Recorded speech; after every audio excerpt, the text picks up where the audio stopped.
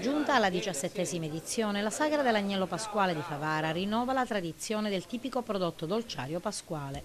Un evento che da oggi e fino a sabato prossimo punta alla valorizzazione dei prodotti tipici locali, coniugando tradizione e promozione del territorio.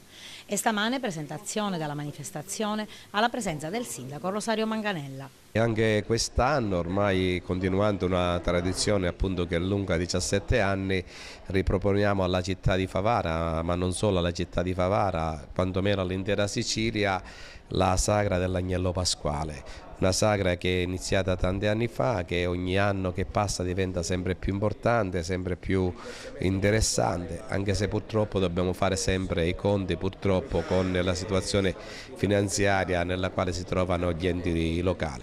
Ciò nonostante abbiamo cercato di fare un programma ricco con pochi soldi, cose che non sempre si conciliano bene, ma speriamo di esserci riusciti.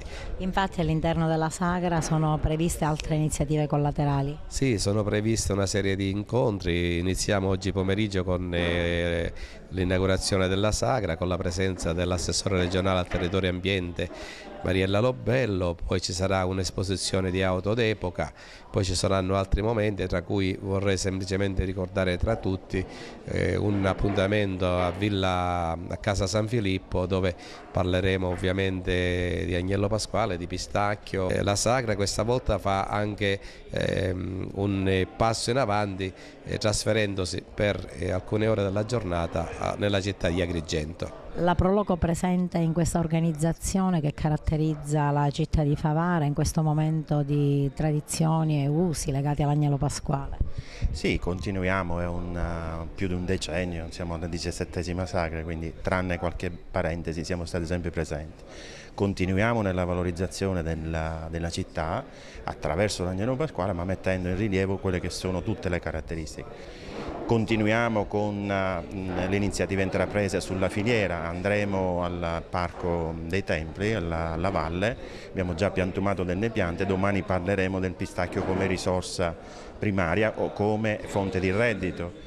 Insomma, continuiamo nella nostra azione di valorizzazione del territorio, ma non fine soltanto a una così mero manifestazione di arte e cultura, ma puntiamo su quello che è un discorso di reddito. La sagra sarà interessante sotto diverse altre sfaccettature, infatti avremo anche delle mostre d'arte, avremo un convegno per giovani imprenditori per far capire come l'agricoltura può diventare ancora fonte di reddito, avremo delle mostre d'auto e moto d'epoca, avremo anche quest'anno abbiamo l'opportunità anche di esporre la degustazione al Palazzo Fanara, quindi si svolgerà la sagra al Castello di Chiaramonte e a Palazzo Fanara.